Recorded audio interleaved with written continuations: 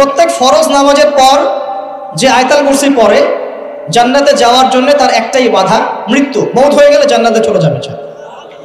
একটা হাদিস আসছে, রাত্রেবেলা ঘুমানোর সময় কেউ যদি আয়াতুল কুরসি পড়ে সারা রাত আল্লাহর পক্ষ থেকে একজন ফেরেশতা তাকে পাহারা দিবে। এই ফেরেশতা তো দেখা যায় না, দেখা যায়? তো কয়দিন পর যদি বলে যে যা দেখা যায় না তা বিশ্বাস করা যাবে না, আসলে কিন্তু এপিস্টেমোলজি তাদের এটাই, যা দেখে না তা বিশ্বাস করে না। পশ্চিমারা কি ফেরেশতায় বিশ্বাস করে?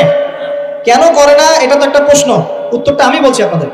কারণ তাদের জ্ঞান তত্ত্ব হচ্ছে যা চোখে দেখি না, যা পরীক্ষা নিরীক্ষা পর্যবেক্ষণে আসে না, তার কোনো অস্তিত্ব নাই। এটা ওদের ফিলোসফি অফ এডুকেশন, শিক্ষা দর্শন। এটাকে আমরা ফিলোসফির ভাষায় বলি এপিস্টেমোলজি বা জ্ঞান তত্ত্ব। জ্ঞান তত্ত্ব টিচার যারা আছেন তারা বুঝবেন, তাদের জ্ঞান তত্ত্ব এমন।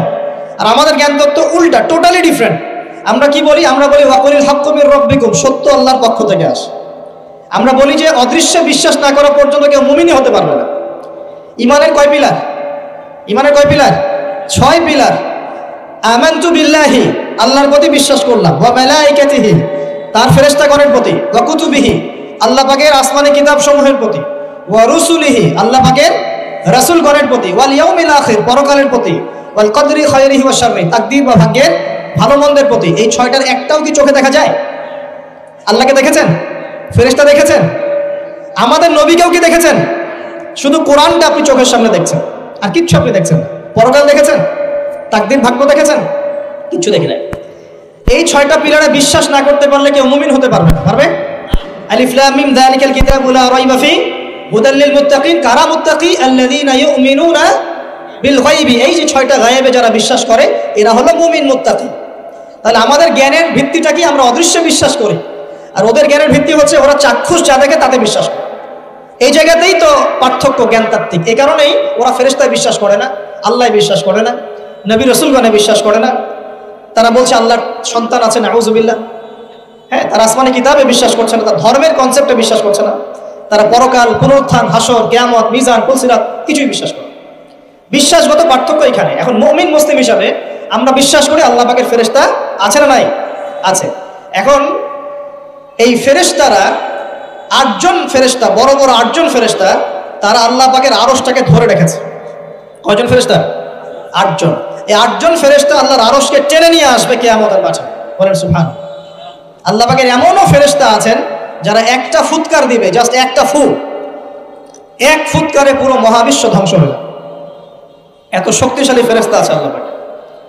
আমরা যখন মায়ের গর্ভে ছিলাম এরকম একজন ফেরেশতাই আল্লাহর পক্ষ থেকে রূহ নিয়ে এসে মায়ের গর্ভে ফুঁকে দিয়েছে এবং আল্লাহর হুকুমে 4টা বিষয় লিখে দিয়েছে। আমরা প্রত্যেকে যখন মায়ের গর্ভে ছিলাম বয়স ছিল 4 মাস 10 দিন। আমরা তো সব ভুলে গেছি এখন, এগুলো মাত্র 4 মাস 10 দিন। এখন শরীরে শক্তি আছে তো, এই জন্য শৈশব বাল্যকাল সব ভুলে গেছে।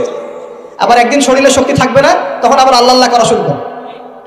2 দিন ডায়রিয়া হলেই আল্লাহ আল্লাহ শুরু হয়ে যায়। যখন মানুষ সুস্থ থাকে আল্লাহর বিরুদ্ধাচারণ করে, আল্লাহ বলতে কেউ নাই। ঠিক আছে?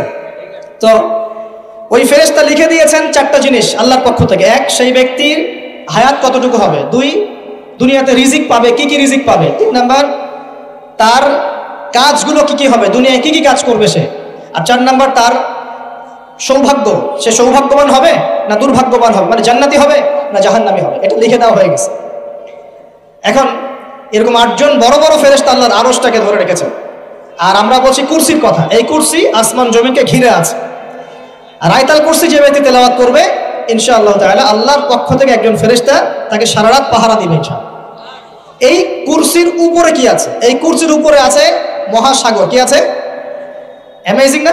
কখনো শুনেছেন? কুরসির উপরে আছে মহাসাগর।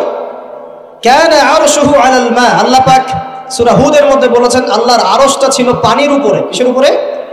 এই মহাসাগরের গভীরতা নবীজি বলছেন এটা হচ্ছে 500 বছরের পথ। কত বছর? 500 বছর গভীর।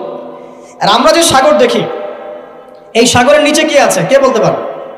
এই সাগরের নিচে কি আছে? এই সাগরের নিচে আছে আগুন। কি আছে? আগুন। তো আমাদের মাঠে এই বঙ্গোপসাগরে আগুন লেগে যাবে, মানুষকে বিশ্বাস করতে পারে? এখন যে সাগরটা দেখছেন পানি ভর্তি মহাসাগর, এখানে আগুন লেগে যাবে, আগুন দিয়ে সাগর জ্বলতে থাকবে। কিয়ামত যদি কেউ চোখে দেখতে চায় সে যেন সূরা তাকবীর পড়ে। কোন সূরা? সূরা তাকবীর। আমপারায় দেখবেন সূরা তাকবীর আছে। ইদা শামসু কুবিরাত ওয়া ইদা নুজুমু কাদারাত ওয়া ইদা জিবালু সুজিরাত ওয়া ইদা ইশারু উতিলাত ওয়া ইযাল উহুশু হুশিরাত ওয়া ইযাল বিহারু উজ্জিরাত। এই যে একটা বুঝলাম। তো প্রিয় ভাইরা, সাগর নিয়ে দুটো কথা বলেই দেই। সেটা হলো আল্লাহ পাকের সমস্ত সৃষ্টি আল্লাহ পাকের তাসবিহ পাঠ করে, এমনকি এই সাগরও আল্লাহর তাসবিহ পাঠ করে, এবং প্রতিটা সৃষ্টি পরকালে সাক্ষী হয়ে থাকবে। ওই সাগরের কিনারে দাঁড়িয়ে যারা ন্যাংটা হয়ে নগ্ন হয়ে দাঁড়িয়ে আছে, গোসল করছে, সাগর তাদের বিরুদ্ধে সাক্ষী দিবে। ওখানে দাঁড়িয়ে যারা গাঁজা খাচ্ছে, ফেন্সিডিল খাচ্ছে, ইয়াবা খাচ্ছে, সমকামিতা করছে, গান বাজনা করছে, সাগর ওদের বিরুদ্ধে সাক্ষী দিবে। এই যে আজকে যেখানে বসে আমরা ওয়াজ মাহফিল করেছি, দিনের কথা বলেছি, এই মাটি কালকে আমাদের সাক্ষী দিবে এখানে ভালো কিছু হয়েছে। গোপনে যেখানে জেনা করেছেন পতিতালয়ে, সেই পতিতালয়ের মাটি আপনার বিরুদ্ধে সাক্ষী দিবে। আল্লাহ পাকের প্রত্যেকটা সৃষ্টি আল্লাহর কাছে সাক্ষী প্রদান করবে আমাদের বিরুদ্ধে অথবা পক্ষে। আল্লাহ আমাদেরকে বোঝার তৌফিক দান করবে। সাগর থেকে শেখার অনেক কিছু আছে। সে নীরবে আল্লাহ পাকের হুকুম পালন করে যায়। কখনো কি সে হুকুম পালন করতে থেমে যায়? আসমানের পাখির দিকে হেদায়েত আছে, তারা আল্লাহ পাকের তাসবিহ পাঠ করে। গাছপালা আল্লাহর তাসবিহ পাঠ করে। আসমান, জমিন, চন্দ্র, সূর্য যা আছে আল্লাহ পাকের সমস্ত সৃষ্টি আল্লাহর তাসবিহ পাঠ করে। আল্লাহ পাকের দুইটা নাফরমান সৃষ্টি আছে, একটা হলো মানুষ আর একটা হলো জিন জাতি। এই দুটোই সবচেয়ে নাফরমান সৃষ্টি। ওইদিকে আমি পরে আসছি।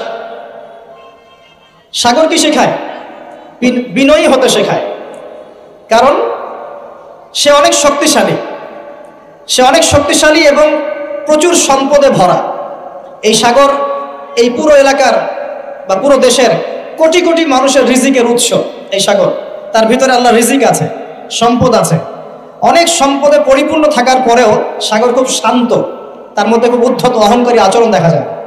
ঠিক আল্লাহর জ্ঞানী মানুষরা সমুদ্রের মতো হয়, তাদের ভিতরে অনেক জ্ঞান থাকে, কিন্তু তারপরেও তারা শান্ত থাকে, বিনয়ী থাকে। আর যাদের ভিতরে সম্পদ কম তাদের লাফালাফি বেশি। কথা বুঝতে পারছেন? সাগর এত শক্তিশালী হওয়া সত্ত্বেও আপনি তার সামনে গিয়ে দাঁড়ালে সে আপনার পা ধুয়ে দেয়। আল্লাহর বিনয়ী মানুষরা এমনই হয়, অনেক শক্তিশালী হওয়া সত্ত্বেও, সম্পদশালী হওয়া সত্ত্বেও তারা আপনার পা ধুয়ে দিবে। অনেক শেখার আছে, অনেক কিছু। সাগর সম্পর্কে অনেক আয়াত আছে কোরআনে। যখন সাগরে নৌযান চলাচল করে তখন আল্লাহ পাক যদি ঝড় ঝাপটা দেন, প্রাকৃতিক কোনো বিপর্যয় দেন, তাহলে মানুষ মুখলেসভাবে আল্লাহকে ডাকা শুরু করে। যখন সে সেখান থেকে উদ্ধার পায়, আল্লাহ পাক উদ্ধার করে দেন, বিপদ থেকে বাঁচিয়ে দেন, আবার সে আল্লাহর সাথে শিরক করা শুরু করে। এই আয়াতগুলো সূরা ইউনূসের মধ্যে আছে। তো আমরা চেষ্টা করব সাগরের মতো সম্পদশালী হওয়ার জন্য। সম্পদশালী ভিতর থেকে, ভিতরে সম্পদ থাকবে, যেমন ভিতরে জ্ঞান থাকবে কিন্তু বাইরে বিনয়ী ভাব থাকবে। সাগরের মতো পা ধুয়ে দেওয়ার মানসিকতা থাকতে হবে। এবং যখন সে আল্লাহর হুকুমে মানে গর্জন প্রদান করা শুরু করে তখন কিন্তু সামন পিছন সব ভাসিয়ে নিয়ে চলে। তাই নর্মালি শান্ত থাকতে হবে, যখন আল্লাহর হুকুম আসবে তখন ঝাঁপিয়েও পড়তে হবে। কথা কি বুঝতে পারছেন? সমুদ্রের মতো অনেক কিছু শেখার আছে। এগুলো শিখতে হলে আগে দৃষ্টিভঙ্গি চেঞ্জ করতে হবে। সাধারণ মানুষের মতো সব দেখলে হবে না, আপনাকে খিদির আলাইহিস সালামের মতো দেখতে হবে। তার মতো মুসা আলাইহিস সালাম বলছেন যে নৌকা ফুটা করলেন কেন? সূরা কাহফ কেউ পড়েছেন? সূরা কাহফ পড়েছেন তো? নবী মুসা আলাইহিস সালাম বলছেন নৌকা ফুটা করলেন কেন? তিনি বলছেন নৌকা ফুটা না করলে জলদস্যু নিয়ে চলে যেত। মুসা আলাইহিস সালাম বলছেন নিষ্পাপ বাচ্চাকে হত্যা করলেন কেন? খিদির আলাইহিস সালাম বলছেন এই বাচ্চাকে হত্যা না করলে এই বাচ্চা বড় হয়ে বড় কাফের হতো, পিতামাতাকেও কাফের বানাতো। মুসা আলাইহিস সালাম বলছেন এই দেয়াল কেন নির্মাণ করলেন পারিশ্রমিক ছাড়াই? তিনি বলছেন দেয়াল নির্মাণ না করলে এর নিচে থাকা সম্পদ, এতিম বাচ্চাদের সম্পদ মানুষ নিয়ে চলে যেত। তিনটা প্রশ্নেই মুসা আলাইহিস সালাম বাইরের চোখ দিয়ে দেখেছেন, খিদির আলাইহিস সালাম তার ভিতরের চোখ দিয়ে দেখেছেন। এই যুগে যদি আপনি ফিতনা চিনতে চান, দাজ্জালীয় সভ্যতাকে চিনতে চান, তাদের প্ল্যানগুলো বুঝতে চান, স্বাভাবিক দৃষ্টিভঙ্গি দিয়ে দেখলে হবে না, ভিতরের চোখ দিয়ে দেখা শিখতে হবে। এটা সবচেয়ে বড় কথা আজকের মাহফিলে। দৃষ্টিভঙ্গি চেঞ্জ করতে হবে, তারপরে আপনি ফিতনা ধরতে পারবেন, সমাধানও খুঁজে বের করতে পারবেন ইনশাআল্লাহ। তবে বাস্তবতা কি জানেন? বাস্তবতা হচ্ছে খিদির আলাইহিস সালামের মতো মানুষদেরকে এই সমাজ মূল্যায়ন করে না। যাদের মধ্যে খিদিরের মতো অন্তর্দৃষ্টি আছে তাদেরকে সমাজ মূল্যায়ন করে না, তাদেরকে মানুষ বলে পাগল। যেমন নবী সাল্লাল্লাহু আলাইহি ওয়াসাল্লামকেও মানুষ বলেছিল মাজনুন, পাগল হয়ে গেছে। নবী সাল্লাল্লাহু আলাইহি ওয়াসাল্লামকে মানুষ বলছে সাহের, জাদুকর, মাজনুন, ফারিকুল জামাআ, বলছে সাবিঈ, কত কথা বলেছে। আল্লাহ পাক আমাদের সবাইকে কোরআন সুন্নাহ ভিত্তিক জ্ঞান অর্জন করার তৌফিক দেন। এবং খিদর আলাইহিস সালামের মতো অন্তর্দৃষ্টি লালন করার তৌফিক দান করুন। এই মহাসাগরের অস্তিত্ব আছে যেটা কুরসির উপরে, এর উপর আল্লাহ রাব্বুল আলামিনের আরশে আজিম, যেটাকে টেনে নিয়ে আসবে কতজন ফেরেশতা? 8 জন। আগে হাদিসটা শুনি। আল্লাহ পাক বলেছেন, দুঃখিত, নবী সাল্লাল্লাহু আলাইহি ওয়াসাল্লাম বলেছেন, কিয়ামতের মাঠে আল্লাহ পাক 7 শ্রেণীর মানুষকে এই আরশের ছায়ায় ছায়া দিবেন। কত শ্রেণী? যুবক ভাইরা হাদিসটা খুব ভালো করে শোনেন, কারণ এখানে সবগুলো হওয়ার মতো সম্ভাবনা আপনার আছে। 7টা শ্রেণীর অন্তর্ভুক্ত হওয়ার সম্ভাবনাই যুবকদের আছে, সবার নাই। 1 নম্বর হচ্ছে ন্যায়পরায়ণ শাসক। সুযোগ আছে তো? শাসন ক্ষমতা খারাপ কিছু না, কিন্তু শাসন ক্ষমতা পেয়ে যদি মানুষ ন্যায় বিচার করে ভালো, যদি জুলুম করে তাহলে আল্লাহর সামনে জবাবদিহি করতে হবে। That's all. 2 নম্বর সেই ব্যক্তি যার অন্তর মসজিদের সাথে ঝুলন্ত থাকে। কার সাথে? মোবাইলের সাথে না। কার সাথে? এখন অন্তর কার সাথে ঝুলন্ত থাকে? মোবাইলের সাথে। মসজিদের সাথে অন্তর ঝুলন্ত মানে কি? এটা কি সত্যি সত্যি কলিজে ঝুলা আছে না রূপকথা? মানুষ তো রূপক অর্থ বুঝতে পারে না এখন।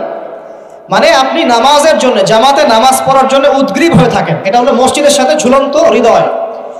এরপর সেই ব্যক্তি, সেই যুবক যে তার যৌবনকালটা আল্লাহ পাকের ইবাদতে কাটিয়ে দিয়েছে। সুযোগ আছে না?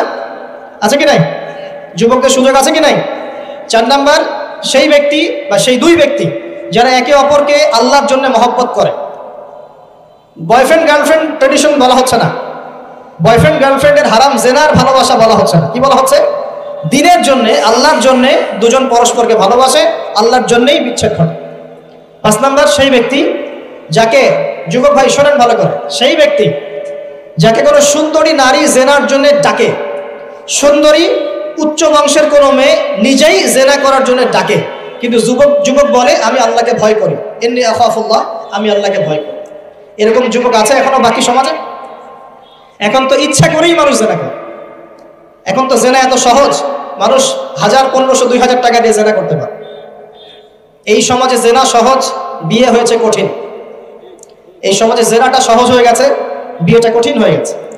এই জন্য বিয়ের ঝামেলা অনেকে যেতে চায় না। জেনা করেই তো আমি যা উদ্ধার করার করছি। বিয়ে করলে খাওয়াতে হবে, নিজের পায়ে দাঁড়াতে হবে, এই লাগবে সেই লাগবে, সুবহানাল্লাহ। কিন্তু প্রিয় ভাই মনে রাখবেন, যদি আপনি জেনা থেকে বেঁচে থাকতে পারেন, আল্লাহ পাক আপনাকে সাক্ষাৎ মৃত্যুর হাত থেকেও বাঁচাতে পারে। এটা আমি এমনি এমনি বলি নাই, আমি দলিল দিচ্ছি। জেনা এমন একটা পাপ, যেই পাপ থেকে যদি কোনো যুবক নিজেকে বাঁচাতে পারে, আল্লাহ মউতের হাত থেকেও বাঁচাতে পারবে ইনশাআল্লাহ। কিভাবে? 3 বন্ধু যাচ্ছে রাস্তা দিয়ে, হঠাৎ করে ঝড়, বন্ধু 3 জন ঢুকে গেল গুহার মধ্যে। কিসের মধ্যে? গুহায়, যে পাহাড়ি এলাকায় আপনারা থাকেন যারা, গুহার মধ্যে। হঠাৎ করে পাহাড়ের পাথর দিয়ে গুহার মুখটা বন্ধ হয়ে গেল। এখন খোলার কোনো অপশন নাই। সবাই বলছে এখন 3 জন, এখন তো আমরা বের হতে পারবো না। সবাই সবার নেক আমলের ওসিলা দিয়ে আল্লাহর কাছে দোয়া করো। কিসের ওসিলা দিয়ে? নেক আমলের ওসিলা দিয়ে দোয়া করতে হয়। হাদিস, মৃত মানুষকে ওসিলা করে তার জন্য নজর মানত জবাই করে দোয়া করতে হয় না, নিজের নেক আমলের ওসিলা দিয়ে আল্লাহর কাছে দোয়া করতে হয়। আল্লাহ পাক এখন দোয়া শুনলেন। একজন বলছে আমি আমার পিতা মাতাকে খুব খেদমত করতাম, তাদেরকে দুধ পান না করে দুধ পান করাতাম না, নিজেও করতাম না, ছেলেদেরকে করাতাম না। আল্লাহ এই কাজটা তোমার ভালো লাগলে আজকে গুহার মুখ থেকে পাথর সরিয়ে দাও। পাথর একটু সরে গেল। পাথর আল্লাহর কথা শোনে কিনা? শোনে না? সবাই আল্লাহর কথা শোনে। আগুন আল্লাহর কথা শোনে কিনা? ইব্রাহিমের জন্য আগুন ঠান্ডা হয়ে যায় নাই? আচ্ছা, তারপরে আরেকজন দোয়া করছে, আল্লাহ আমার এক কর্মচারী ছিল, তার বেতন বাকি ছিল, সে বেতন না নিয়ে চলে গেছে, আমি সেই বেতনটা দিয়ে কিছু গবাদি পশু কিনেছি। আস্তে আস্তে গবাদি পশু বেড়েছে, অনেক দিন পর সে এসেছে টাকা চাওয়ার জন্য। তা আমি বলেছি সবই তোমার, সব নিয়ে চলে যাও। সে বলেছে আপনি কি ফাইজলামি করতেছেন আমার সাথে? আমার টাকা আমাকে দেন। না, তোমার টাকা দিয়ে আমি এটা কিনেছিলাম, আজকে বংশবৃদ্ধি হয়েছে, সব তোমার, নিয়ে যাও। সে নিয়ে গেল। সে বলছে আল্লাহ এই কাজ যদি তোমার সন্তুষ্টির জন্য করে থাকি, আজকে আমাকে বাঁচাও। পাথর একটু সরে গেল। এবার 3য় ব্যক্তি, এই ছেলে বলছে, যুবক ছেলে, আল্লাহ আমার একজন চাচাতো বোন ছিল। কে ছিল? এই যে বয়ফ্রেন্ড গার্লফ্রেন্ড, খালাতো বোন, চাচাতো বোন। এখন তো বিচ্ছিরি অবস্থা। এখন এমন একটা অবস্থা, পশ্চিমা সভ্যতার রিপোর্টগুলো পড়ে দেখি, ভাইও বোনের সাথে জেনা করে না। ওদের ওখানে নিজের আপন পিতার দ্বারাও মেয়ে সেক্সুয়াল হ্যারাসমেন্টের শিকার হয়। ওরা আমাদেরকে শেখায় এখন ভালো কোনটা মন্দ কোনটা। আর আমরাও আমাদের মাথাটা কবে যে বিক্রি করে দিলাম, ওদের কাছ থেকে ভালো মন্দ শিখতে হচ্ছে। কোরআন সুন্নাহ বাদ দিয়ে ওদের কাছ থেকে ভালো মন্দ শিখতে হচ্ছে। তো চাচাতো বোনকে সে খুব ভালোবাসতো, তাকে সে পেতে চাইতো, মানে তার সাথে সেক্সুয়াল সম্পর্ক করতে চাইতো, সোজা কথা বল। এখন সেই মেয়েকে অনেক প্রস্তাব দেয়, সেই মেয়ে রাজি হয় না। শেষে বলে, যদি আমাকে 1000 বা 100 স্বর্ণ মুদ্রা দিতে পারো, দিনার, তাহলে আমি তোমার সাথে সেক্স করবো, মানে জেনা করবো, নাউজুবিল্লাহ। তো সেই ছেলে অনেক কষ্ট করে এই টাকাগুলো বা এই দিনারগুলো অর্জন করে, কামাই করে, দিন রাত পরিশ্রম করে, ঠিক আপনারা যেমন করছেন না। তো এরপর সে তার স্বর্ণ মুদ্রা দেয়, দিয়ে বলে যে এখন আমাকে আমার কাজ করতে দাও। তখন সেই মেয়ে রাজি হয়। ঠিক যে মুহূর্তে তারা সেক্সুয়াল সম্পর্কটা করবে, ঠিক ওই মুহূর্তেই এই মেয়ে বলে ওঠে, হে আল্লাহর বান্দা, আল্লাহকে ভয় কর। আমি সারা জীবন আমার সতীত্বকে ধরে রেখেছি, কাউকে দেইনি, আমি কারোর সাথে এরকম অন্যায় করি নাই, আমি খারাপ মেয়ে নই, তুমি আমার ইজ্জতটা নষ্ট করো না। কে বলছে কথা? মেয়ে। ওই অবস্থা থেকে কি একটা ছেলের উঠে আসা সম্ভব? এটা কি এতটাই সহজ? এটা কিন্তু সহজ না। সত্যি কথা বলতে এই বিষয়টা কিন্তু এতটাও সহজ না। যারা অবিবাহিত তারা হয়তো বুঝতে পারবে না, বিবাহিতরা বুঝতে পারছে। তো ওই অবস্থা থেকে সেই টাকাগুলো না নিয়ে সেই স্বর্ণমুদ্রা মেয়েকে দিয়ে ওখান থেকে সেই ছেলে উঠে আসে আল্লাহর ভয়ে। সে এখন গুহার মধ্যে আটকা পড়েছে, আল্লাহকে বলছে, আল্লাহ ওই দিন ওই কাজ যদি তোমার সন্তুষ্টির জন্য করে থাকি, আজকে আমাকে মৃত্যুর হাত থেকে বাঁচাও। সমস্ত পাথর ধপধপ করে সরে গেল গুহার মধ্যে। এটা কিন্তু কোনো গাল গল্প না, এটা বনু ইসরাইলের ঘটনা, সত্য ঘটনা। এই হাদিস থেকে আমি আপনাকে দলিল দিচ্ছি যে যদি জেনার মতো পাপ থেকে আমি সরে আসতে পারি, সাক্ষাৎ মৌত থেকে আল্লাহ বাঁচাতে পারে। প্রিয় ভাই, সেই যুবক আরশের ছায়া ছায়া পাবে যে তার যৌবনকালটাকে আল্লাহর পথে কাটিয়েছে, এবং যাকে কোনো সুন্দরী মেয়ে জেনার জন্য আহ্বান করে, সে বলে আমি আল্লাহকে ভয় করি। আমরা তওবা করি, আমরা কোনো প্রকার জেনার পাবে যাবো না ইনশাআল্লাহ। যদি হারাম কোনো সম্পর্ক থেকে থাকে, আজকেই এই নাম্বার ডিলিট করে ফেলতে হবে, আল্লাহ পাক তৌফিক দেন। ডিলিট করার আগে আবার ফোন করে বলেন না যে আজকে থেকে আর কথা বলবো না, তাহলে এই কথা আর কোনোদিন শেষ হবে না। একবারই বন্ধ, ডিসকানেক্টেড। কার জন্য? আল্লাহর জন্য। এবং এটা করার পরে আল্লাহকে বলতে হবে, আল্লাহ শুধু তোমার ভয়ে এবং তোমার সন্তুষ্টি পাওয়ার জন্য আমি জেনা থেকে বেরিয়ে আসলাম। আল্লাহ তুমি আমাকে হেদায়েত দাও, ঈমান দাও, আমল দাও, এবং তোমার রাস্তায় আমাকে বেহিসাব রিজিক দাও। এবং নেককার কুমারী, নেককার প্রেমময়ী, তাকওয়াবান, মুত্তাকি একজন স্ত্রী আল্লাহ তুমি আমাকে দান করো। ইনশাআল্লাহ আল্লাহ পাক আপনাকে দান করো, আল্লাহ পাক দান করো। আল্লাহ পাকের জমিন প্রশস্ত, আল্লাহর হাত প্রশস্ত। আল্লাহর হাতকে সংকীর্ণ মনে করবেন না, আল্লাহর জমিনকে সংকীর্ণ মনে করবেন না। আল্লাহ পাক যাকে ইচ্ছা বেহিসাব রিজিক দিতে পারে ইনশাআল্লাহ। আল্লাহ পাক আমাদের সবাইকে বেহিসাব রিজিক দান করুন বলি আমিন। আর কে? আর সেই ব্যক্তি যে এত গোপনে দান করে, যার বাহাত জানে না ডান হাত কি দান করেছে, যার বাহাত জানে না ডান হাত কি দান করেছে। আমাদের মতো নয় যে 10,000 টাকা দান করলে সবাইকে না জানানো পর্যন্ত ঘুম হচ্ছে না, এমন নয়। দান এমন গোপনে করে যে তার বাহাত জানে না ডান হাত কি দান করছে। আল্লাহ পাক আমাদের সবাইকে গোপনে দান করার তৌফিক দেন। এর মানে এই না যে প্রকাশ্যে দান করা যায় না, প্রকাশ্যেও দান করা যায়। অন্যকে উৎসাহিত করার জন্য প্রকাশ্যেও দান করা যায়, কিন্তু গোপন দান আল্লাহর কাছে অনেক বেশি পছন্দের। আর 7 নাম্বার সেই ব্যক্তি যে নীরবে নিভৃতে গোপনে আল্লাহর কথা স্মরণ করে কাঁদে এবং তার চোখ দিয়ে অশ্রু প্রবাহিত হয়। এই 7 শ্রেণীর মানুষকে আল্লাহ পাক কিয়ামতের মাঠে আরশের ছায়া ছায়া দিবে ইনশাআল্লাহ। আমরা কি পেতে চাই? আল্লাহ পাক এই আরশ সবার আগে সৃষ্টি করেছেন। তারপর কি সৃষ্টি করেছেন? কলম। কি? কলম। কলম সৃষ্টি করে আল্লাহ পাক বলেছেন উক্তুব, লিখো। কলম বলছে মায়দা আক্তুব, আমি কি লিখবো? আল্লাহ বলছেন কিয়ামত পর্যন্ত যা হবে সব লিখো। লাউহে মাহফুজে কলম লেখা শুরু করেছে, কিয়ামত পর্যন্ত যা হবে সব লেখা হয়ে গেছে। অতএব রিজিক নিয়ে আপনার টেনশন করার কোনো দরকার নাই, যা লেখা হয়েছে পাবেন ইনশাআল্লাহ। যদি হালাল পথে চান হালাল পথে পাবেন, হারাম পথে চাইলে হারাম পথে পাবেন। আপনি যা তাকদিরে আছে এর বাইরে আপনি কিছু পাবেন যতই চেষ্টা করেন। আল্লাহ পাক আমাদের সবাইকে তাকদির নিয়ে সন্তুষ্ট থাকার তৌফিক দান করুন। এরপর আল্লাহ পাক এই মহাবিশ্ব সৃষ্টি করেছেন, 7 আকাশ, 7টা মহাবিশ্ব। কয়টা? 7টা, মাত্র 6 দিনে। কয় দিনে? 6 দিনে। ফি সিত্তাতি আইয়াম, 6 দিনে। আল্লাহ পাকের একদিন কিন্তু আমাদের দিনের মতো নয়। সূরা মাআরিজের মধ্যে আছে আল্লাহ পাকের একদিন আমাদের 50,000 বছরের সমান। কত হাজার বছর? 50,000 বছর। কিয়ামতের মাঠটাও হবে, ওই দিনটাও হবে 50,000 বছর। ওই 50,000 বছরের সমপরিমাণ দিনে কেউ যদি পিপাসার্ত না থাকতে চায়, হাউজে কাউসারের পানি চায়, সে যেন কোনো বেদাতি আমল না করে, নবীর সুন্নতের উপর থাকে। ইনশাআল্লাহ নবী সাল্লাল্লাহু আলাইহি ওয়াসাল্লাম তাকে হাউজে কাউসারের পানি পান করবে ইনশাআল্লাহ। ওই 50,000 বছরের সমপরিমাণ দিনে যদি আমরা তীব্র রোদে কষ্ট পেতে না চাই, আরো সে ছায়া ছায়া পেতে চাই, তাহলে এই 7 শ্রেণীর অন্তর্ভুক্ত হওয়ার চেষ্টা করতে হবে। আল্লাহ পাক তৌফিক নায়েত করুন। এখন এই মহাবিশ্ব সৃষ্টি করার পর আল্লাহ পাক সব কাজ বুঝিয়ে দিলেন, প্রত্যেকের কাজ প্রত্যেককে বুঝিয়ে দিলেন। কার কি কাজ? সূর্য কি তার কাজ ফলো করছে কি করছে না? চাঁদ তার কাজ পালন করছে না? এই গ্রহ নক্ষত্র তারকাগুলো তাদের কাজ কি করছে না? সবাই যার যার কাজ পুঙ্খানুপুঙ্খ রূপে করছে। যারা সায়েন্স বোঝেন তারা বুঝবেন, যদি সূর্য যদি 1 বিঘত দূরে চলে যায় তাহলে পৃথিবীর অনেক বড় অংশ বরফে আচ্ছাদিত হয়ে যায়। যদি সূর্য 1 বিঘত কাছে চলে আসে, পৃথিবীর তাপমাত্রা বাড়বে, খরা হবে, পৃথিবী উর্বর থাকবে না, পৃথিবী মরুভূমি হয়ে যেতে পারে। তো মহাবিশ্বের প্রতিটা সৃষ্টি আল্লাহ পাকের আদেশ পালন করে চলে, শুধু 2টা সৃষ্টি করে না। কেন করে না সামনে আসছে। এবার আল্লাহ পাক অন্যান্য মাখলুক সৃষ্টি করেছেন এবং পৃথিবীর জন্য আল্লাহ পাক জিন জাতি সৃষ্টি করেছেন। কোন জাতি? জিন জাতি। পৃথিবী আগে না জিন আগে? বলেন, আগে পৃথিবী।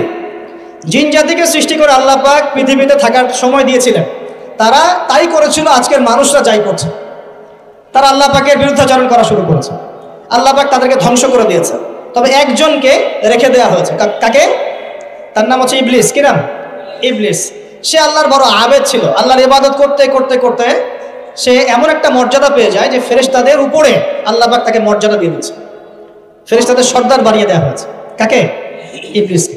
আচ্ছা, এবার পৃথিবী কিন্তু তার জায়গায় আছে। পৃথিবী কিন্তু ধ্বংস হয়ে যায় নাই। পৃথিবী আগে সৃষ্টি করা হয়েছে, ওটা তার জায়গা আছে। অনেক দিন পর, অনেক দিন বলতে কতদিন আল্লাহ ভালো জানেন, আমরা জানি না। কত লক্ষ বছর, কত কোটি বছর আল্লাহ ভালো জানেন, আমরা জানি না। আমরা জানি সূরা দাহারের 1 নম্বর আয়াত আল্লাহ বলেন, হাল আতা আলাল ইনসান হিনুম মিনাদ দাহর লাম ইয়াকুন শাইআন মাযকুরা। মানুষের উপরে এমন সময় চলে গেছে যে মানুষ একটা আলোচ্য বিষয় ছিল, এই মহাবিশ্বে অস্তিত্বই ছিল না মানুষের। এমন সময় মানুষের উপর চলে গেছে। আমরা এখন মনে করি মানুষই সবকিছু, নাকি? আল্লাহ বলছেন একটা সময় ছিল মানুষের অস্তিত্বই ছিল। আল্লাহ পাক বহুদিন পরে এবার ফেরেশতাদেরকে ডাকলেন, ডেকে বলছেন, ওয়াইজ ক্বালা রাব্বুকা লিল মালায়েকা ইন্নী জাইলুন ফিল আরদি খলিফা। হে আমার ফেরেশতারা, আমি ওই জমিনে, পৃথিবীতে, আরদে আমি আমার খলিফা পাঠাতে চাই। কি চাই? খলিফা পাঠাতে চাই। আল্লাহর খলিফাকে এক কথায় যে আল্লাহর হুকুম মেনে চলে, যে আল্লাহর হুকুম মেনে চলে এবং প্রতিষ্ঠা করে, ন্যায় বিচার প্রতিষ্ঠা করে, সে আল্লাহর খলিফা। যে আল্লাহর হুকুম মানে না, প্রচার প্রসার প্রতিষ্ঠাও করে না, ন্যায় বিচারও করে না, সে আল্লাহর খলিফা নয়, শয়তানের খলিফা। কথা ক্লিয়ার? আচ্ছা, এবার ফেরেশতারা কি বলছেন? ফেরেশতারা বলছেন, তাজআলু ফিহা মান ইউফসিদু ফিহা ওয়া ইয়াসফিকুদ দিমা। আপনি কি এমন কাউকে সৃষ্টি করতে যাচ্ছেন যে পৃথিবীতে গিয়ে ফিতনা ফাসাদ করবে আর রক্তপাত ঘটাবে? কয়টা কাজ করবে? 2টা। ফিতনা ফাসাদ করবে, রক্তপাত ঘটাবে। আজকে সারা দুনিয়ায় মানুষ ফিতনা করছে কিনা? পরিবেশ বিপর্যয় করছে, পলিটিক্সে ফিতনা, ইকোনমিক্সে ফিতনা, সমাজে ফিতনা, কালচারে ফিতনা, এখন এডুকেশনেও ফিতনা, সবখানেই ফিতনা। তো এইটাই ফেরেশতারা বলেছিলেন যে মানুষ ফিতনা সৃষ্টি করবে। আর কি করবে? রক্তপাত ঘটাবে। সারা বিশ্বে রক্তপাত ঘটাচ্ছে কিনা মানুষ? ঘটাচ্ছে না? এই তো প্রথম বিশ্বযুদ্ধে কত মানুষ মারা গেছে? 3 থেকে 4 কোটি। 3 থেকে 4 কোটি। নবী সাল্লাল্লাহু আলাইহি ওয়াসাল্লাম এবং সাহাবীরা যত যুদ্ধ করেছেন ইসলামের জন্য, সবগুলো যুদ্ধের পরিসংখ্যান মিলালে 10,000 মানুষও মারা যায় নাই। 10,000ও না। আর তোমাদের শুধু প্রথম বিশ্বযুদ্ধেই 3 থেকে 4 কোটি মানুষ মারা গেছে। সেকেন্ড ওয়ার্ল্ড ওয়ারে মারা গেছে 7 থেকে 8 কোটি মানুষ। ভিয়েতনাম যুদ্ধে এরকম প্রায় 4 থেকে 5 লক্ষ, আরও বেশি হতে পারে। চায়নায়, রাশিয়ায়, আপনার ইতালিতে যে বড় বড় রেভলিউশনগুলো হয়েছে, দেখবেন লক্ষ লক্ষ মানুষ মারা গেছে, লক্ষ লক্ষ। এই যে শুরু হয়েছে ইউক্রেন রাশিয়া, এই যুদ্ধ এত তাড়াতাড়ি থামবে না, এই যুদ্ধ এত দ্রুত বন্ধ হবে না, এটা কন্টিনিউয়াসলি চলতে থাকবে। ওদের প্ল্যান ছিল সিরিয়াকে নিয়ে, সিরিয়াকে কেন্দ্র করে তার একটা মালহামা চেয়েছিল, গ্রেট ওয়ার, বিশ্বযুদ্ধ। ওটা হয়নি, আলহামদুলিল্লাহ হয় না, আলহামদুলিল্লাহ হয়নি। এখন নতুন পরিকল্পনা হচ্ছে এই যে ইউক্রেন রাশিয়া ইস্যু নিয়ে সারা ওয়ার্ল্ডে একটা ফিতনা সৃষ্টি করে। অলরেডি তারা ফিতনা সৃষ্টি করেই ফেলেছে। গ্যাসের দাম বেড়ে গেছে, তেলের দাম বেড়ে গেছে, এক্সপোর্ট ইম্পোর্ট কলাপস করছে, অনেক সমস্যা হচ্ছে। এবং এটাকে জিয়ে রাখা হচ্ছে অস্ত্র দিয়ে, প্রযুক্তি দিয়ে, হ্যাঁ, ট্যাঙ্ক দিয়ে, সমরাস্ত্র দিয়ে ওরা জিয়ে রাখছে যুদ্ধটাকে, যে চলুক, কন্টিনিউয়াসলি চলতে থাক। কারণ তাদের উদ্দেশ্য হচ্ছে পুরো বিশ্বে একটা ম্যাসাকার যুদ্ধ লাগানো। এটা আস্তে আস্তে আপনারা বুঝতে পারবেন, আমাকে কিছুই বলতে হবে না, আস্তে আস্তে আপনারা এমনি বুঝতে পারবেন। সারা বিশ্বে একটা গ্রেট ওয়ার হতে পারে, যেটাকে মিলিটারি অ্যাফেয়ার্স যারা বুঝেন তারা বলেন যে নিউক্লিয়ার ওয়ার বা পারমাণবিক যুদ্ধের কথা বলেন। এটা কিন্তু আমাদের দরজায় দাঁড়িয়ে আছে। আমরা দোয়া করি এমনটা না হোক, কিন্তু হতে পারে। আমরা দোয়া করি এমনটা না হোক, কিন্তু হতে পারে। হলে কি হবে সেই চিন্তা আমাদের করতে হবে। তো যারা বলে ইসলাম তরবারির জোরে ছড়িয়েছে, তাদের এইসব কথা বলার কোনো অধিকার নাই, এদের লজ্জা করা উচিত। কারণ শুধু ফার্স্ট ওয়ার্ল্ড ওয়ারেই 3 থেকে 4 কোটি মানুষকে তারা মেরে ফেলেছে। আমরা কি তরবারের জোরে ইসলাম প্রচার করেছি, নাকি আদর্শের জোরে হয়েছে? আদর্শ দেখে, মুসলিমদের চরিত্র দেখে, তাদের চারিত্রিক মাধুর্য দেখে, কোরআন সুন্নাহর প্রামাণ্যতা দেখে লক্ষ লক্ষ মানুষ ইসলাম কবুল করেছে, আলহামদুলিল্লাহ। এখনো করছে, আলহামদুলিল্লাহ। এখন যে সারা বিশ্বে মানুষ মুসলিম হচ্ছে, কোন জায়গায় মুসলিমরা গলার জোরে, তরবারের জোরে ইসলাম প্রচার করছে দেখান দেখি। এখন কি বিশ্বে মানুষ মুসলিম হচ্ছে না? হচ্ছে কিনা? পশ্চিমা সভ্যতার মানুষরা মুসলিম হচ্ছে না? এখন কি আমরা যুদ্ধ করছি? তরবারি দিয়ে ওদেরকে ধরে রেখেছি, এই ইসলাম কবুল কর, এটা বলেছে? প্রিয় ভাইরা, এটা বলতে চাচ্ছিলাম, ফেরেশতারা বলেছেন রক্তপাত ঘটাবে আর ফাসাদ সৃষ্টি করবে। তারা কি সঠিক না ভুল? ফেরেশতারা সঠিক না ভুল? সঠিক। তারা কি গায়েব জানতেন? উত্তর না। তারা কিসের আলোকে বলেছেন? ওই যে বাসিরা, দূরদর্শিতা। জিন জাতি যা করেছে এরা তো তাই করতে পারে। আল্লাহ পাক কি বলছেন? আল্লাহ পাক বলছেন ইন্নী আ'লামু মা লা তা'লামুন, আমি যা জানি তোমরা তা জানো না। মানে আমার অনেক শুকরগুজার বান্দা থাকবে যারা আমার আনুগত্য করবে, আমার বিরুদ্ধাচরণ করবে।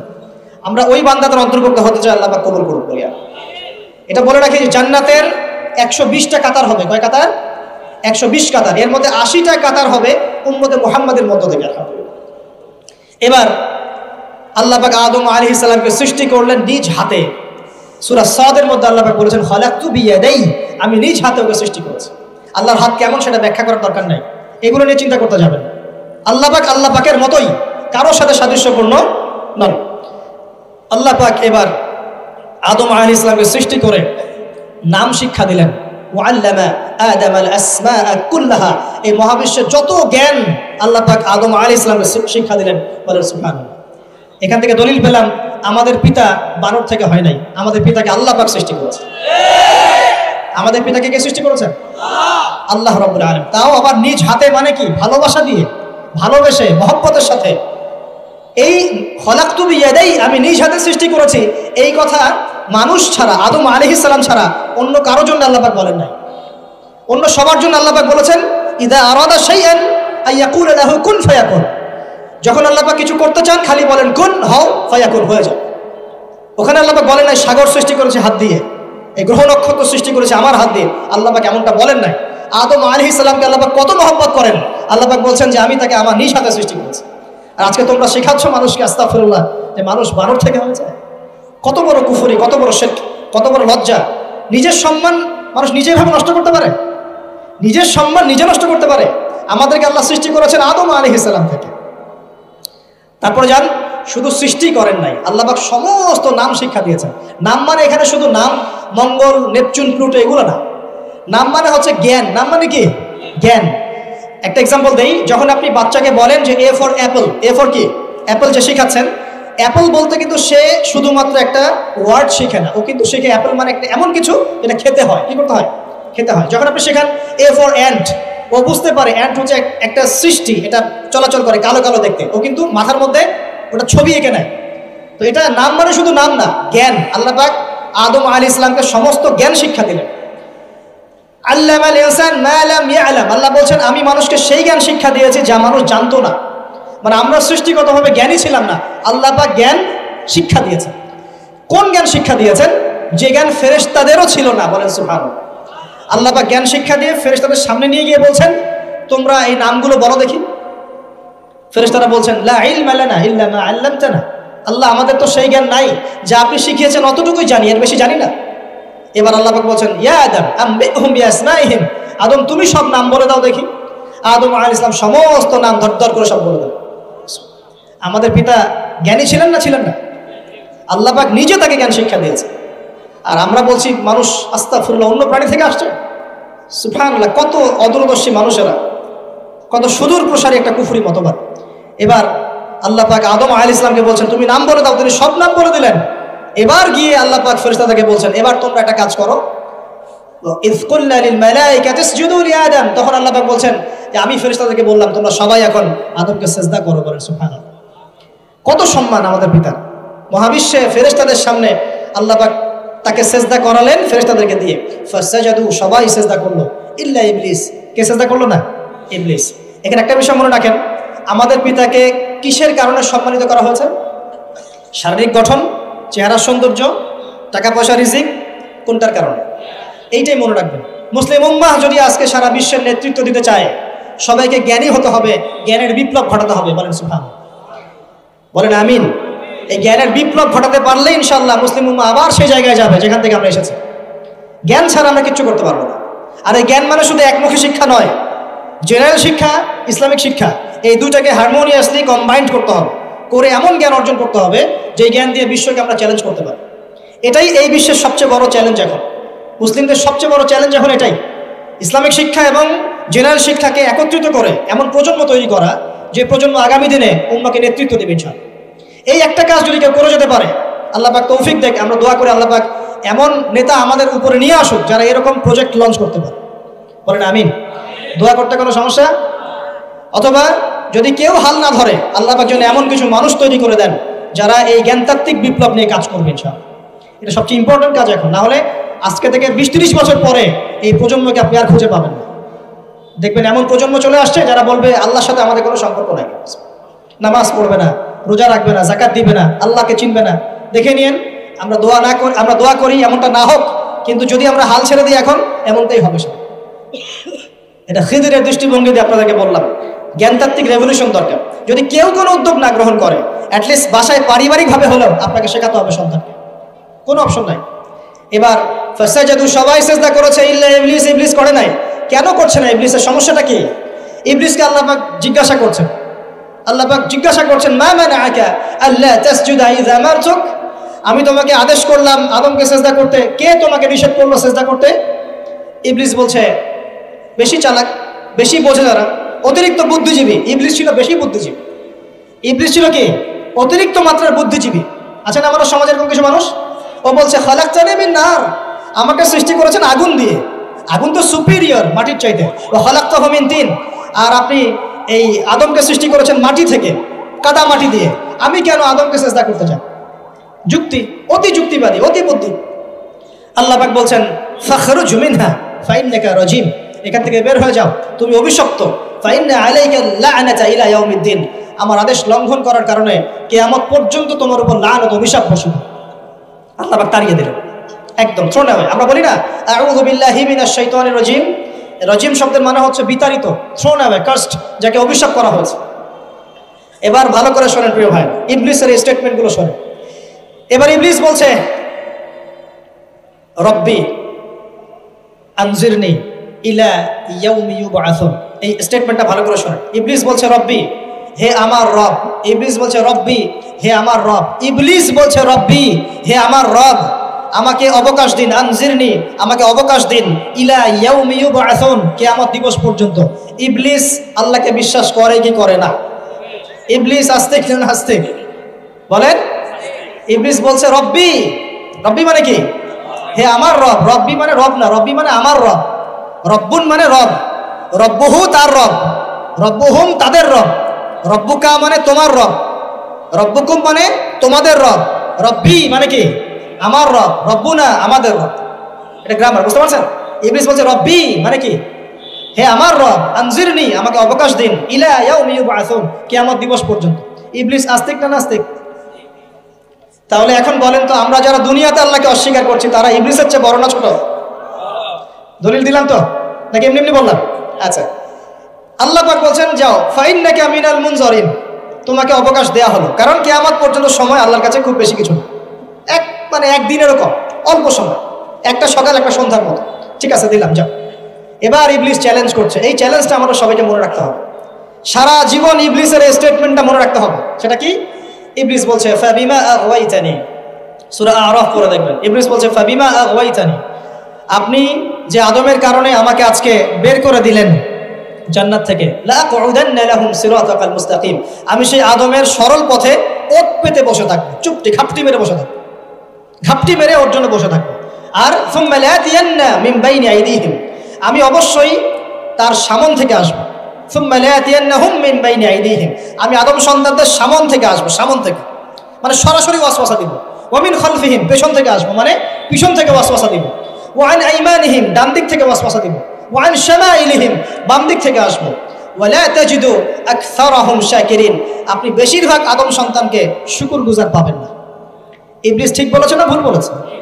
বেশিরভাগ মানুষ নামাজ পড়ে না, বেশিরভাগ মানুষ সুদ খায় কি খায় না, বেশিরভাগ মেয়ে এখন বেপরদায় চলে কি চলে না, বেশিরভাগ মানুষ এখন অন্যায় করে কি করে না, বেশিরভাগ মানুষই আল্লাহ থেকে দূরে চলে। ইবলিস কিন্তু ঠিকই বলেছে, ঠিক বলে নাই? আচ্ছা, আল্লাহ পাক বলছেন ঠিক আছে যাও, তোমার চ্যালেঞ্জ তোমার জায়গায়, তবে আমার বান্দারা যদি সারা জীবনও অন্যায় করার পরে একবার যদি একটা বার মন থেকে তাওবাতুন নাসুহা মানে প্রকৃত তওবা করে, খালেস তওবা করে, আল্লাহর কাছে ফিরে আসে, বলে আস্তাগফিরুল্লাহ, আল্লাহ আমাকে মাফ করে দাও, রব্বিগফির ওয়ারহাম, আল্লাহ মাফ করো, ক্ষমা করো, আস্তাগফিরুল্লাহাল্লাযী লা ইলাহা ইল্লা হুয়াল হাইয়ুল কাইয়্যুম ওয়া আতুবু ইলাইহি, বা আমার কাছে একটা বার যদি মাফ চায়, ক্ষমা চায়, তার সারা জীবনের গুনাহ আমি মাফ করে দেব ইনশাআল্লাহ। আর কি চাই? এই যে বললাম না আমাদেরকে ভালোবেসে আল্লাহ সৃষ্টি করেছে। এবার ইবলিস চলে গেল, আর আদম আলাইহিস সালামের পাঁজর থেকে আল্লাহ পাক সৃষ্টি করলেন হাওয়া আলাইহিস সালাম। বলে সুবহানাল্লাহ। কারণ সঙ্গিনী ছাড়া আমরা চলতে পারবো না, পারবো? যারা চিরকুমার সঙ্গে নাম লেখাচ্ছ এগুলো থেকে বের হয়ে আসো। এখন চিরকুমার থাকার টেন্ডেন্সি মানুষের, চিরকুমার থাকতে হবে কেন? সঙ্গীর দরকার আছে কি নাই? আছে। একা একা লাগে, মানুষ একা একা চলতে পারে না। ইব্রাহিম আলাইহিস সালাম একা চলে আসছেন, তার সাথে সারা আলাইহিস সালাম ছিলেন। আমাদের নবীজি যখন একা, তার সাথে খাদিজা রাদিয়াল্লাহু আনহা ছিলেন। ঠিক আছে? ঠিক একইভাবে আদম আলাইহিস সালাম একা একা জান্নাতে, আল্লাহ পাক তার পাঁজর থেকে সৃষ্টি করলেন কাকে? হাওয়া আলাইহিস সালাম। বলে রাখি, হাওয়া আলাইহিস সালাম ছিলেন পৃথিবীর সবচেয়ে সুন্দরী নারীদের একজন। দুজন নারীকে সবচেয়ে সুন্দরী বলা হয়, কয়জন? একজন হাওয়া আলাইহিস সালাম, আর একজন ইব্রাহিম আলাইহিস সালামের স্ত্রী সারা আলাইহিস সালাম। মনে থাকবে? এখানে মনে রাখবেন, নিজে যদি পবিত্র থাকেন, নিজের চরিত্রকে পবিত্র রাখেন, ইনশাআল্লাহ আপনি সব দিক থেকে ভালো একজন মেয়ে পাবেন। নিজের চরিত্র ঠিক থাকবে না, জেনা করবেন, 10 ঘাটের পানি খেয়ে আসবেন, দেখবেন যাকে বিয়ে করেছেন ও 15 ঘাটের পানি খেয়ে আসে। সতর্ক থাকবেন, আল্লাহ পাক হেফাজত করুন বলি আমিন। এবার তারা দুজন জান্নাতে থাকতে লাগলেন। আল্লাহ পাক বলছেন, একটু মনোযোগ দেন, আল্লাহ বলছেন যে তোমরা দুজন জান্নাতে থাকো, ফাকুলা মিনহা রাগাদান হাইসু শি'তুমা, জান্নাতে যা ইচ্ছা তোমরা খাও, কোনো সমস্যা নেই, থাকো খাও। ওয়ালা তাকরাবা হাদিহি শাজারা, কিন্তু একটা আদেশ করছি তোমাদেরকে, এই যে গাছটা দেখছো এই গাছের কাছেও যাবে না। শব্দগুলো বোঝার চেষ্টা করো।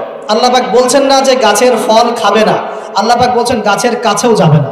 ঠিক যেমন আল্লাহ বলছেন ওয়ালা তাকরাবু আমওয়ালাল ইয়াতীম, এতিমের মালের কাছেও যাবে না। আল্লাহ বলছেন না এতিমের মাল খেও না।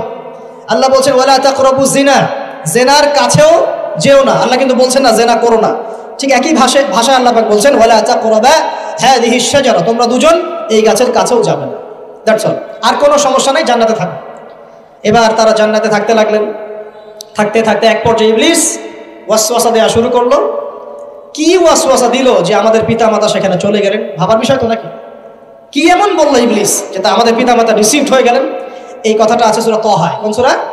সূরা তাহা পড়ে দেখবেন। আল্লাহ পাক বলছেন ইবলিস আমাদের পিতাকে বোঝাচ্ছে, বলছে ইয়া আদম, হে আদম, হাল আদুল্লুকা, আমি কি তোমাকে জানিয়ে দিব, খবর দিব, আলা শাজারাতিল খুলদি ওয়া মুলকিন লা ইয়াবলা, এমন একটা গাছের কথা কি জানিয়ে দিব যেই গাছের কাছে গেলে বা তার ফল খেলে তুমি দুটো জিনিস পাবে, চিরস্থায়িত্ব পাবে, কোনোদিন মরবে না, আর বিশাল ক্ষমতার মালিক হবে।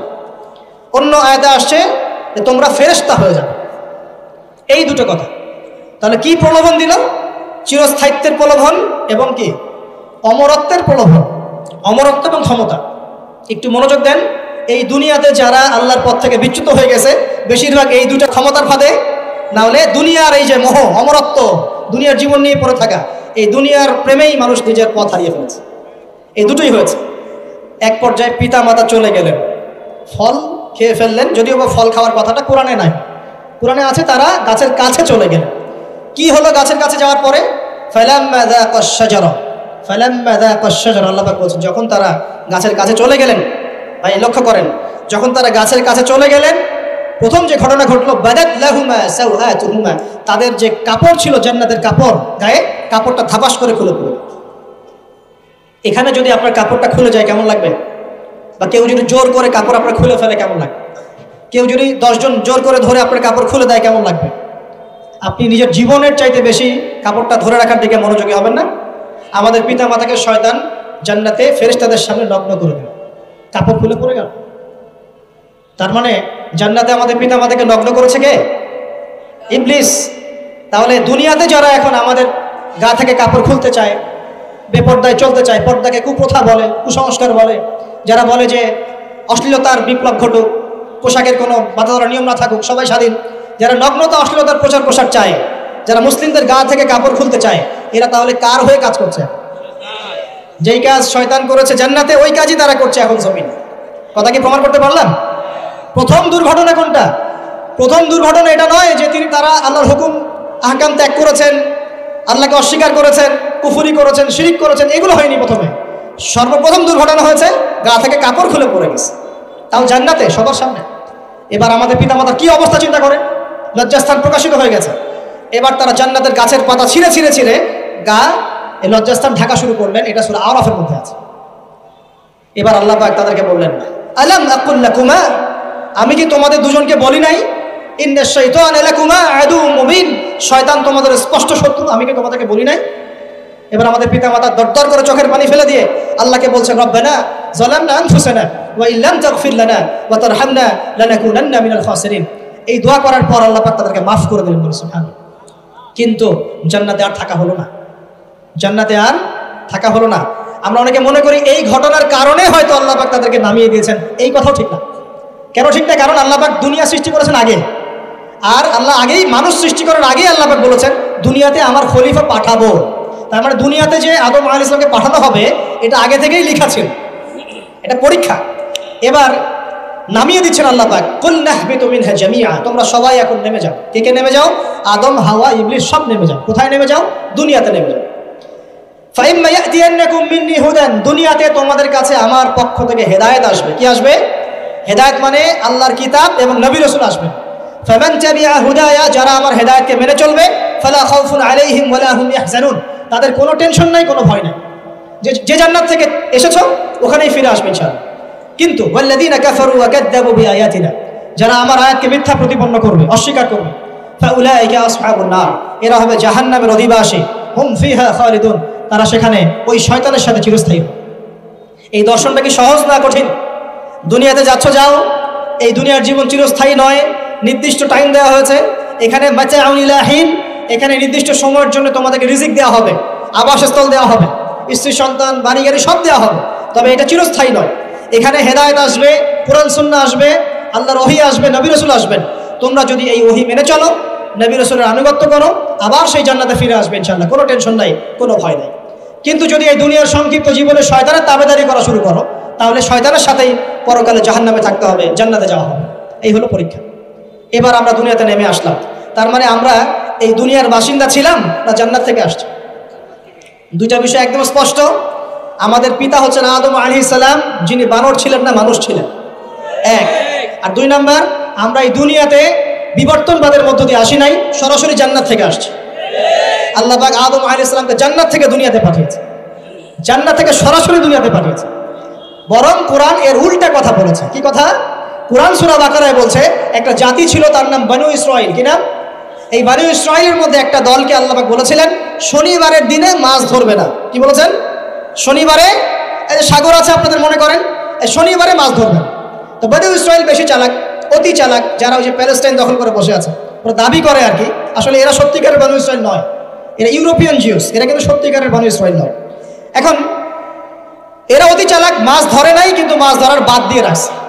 মাছ আসে, বাদ দিয়ে রাখি, পরে ধরবো। এই পাপের কারণে, এই সীমা লঙ্ঘন করার কারণে সূরা বাকারা এবং সূরা আরাফে আল্লাহ পাক বলেছেন ওই মানুষগুলোকে আল্লাহ পাক বানর বানিয়ে দিয়েছে। তাহলে মানুষ থেকে বানর হয়েছে এই দলিল কোরআনে আছে, পড়ে দেখেন। মানুষ থেকে যে বানর হয়েছে এই দলিল কোরআনে আছে, সূরা বাকারায় আছে, সূরা আরাফের মধ্যে আছে। শনিবারের সীমা লঙ্ঘন করার কারণে এই অপরাধ, এই পরিণতি আল্লাহ পাক কিছু মানুষকে দিয়েছে। তারা এখনো জীবিত আছে কিনা আমরা জানি না, ওদেরকে আল্লাহ পাক মেরে ফেলেছেন না বেঁচে আছে আমরা এগুলো জানি না, কারণ কোরআন এগুলো নিয়ে কথা বলে নাই, এতটুকু কোরআন বলেছে। তবে এখনো কিন্তু বহু বাইরের মানুষ আকৃতির প্রাণীকে আল্লাহ পাক ভেতর থেকে বানর বানিয়ে দিচ্ছেন না।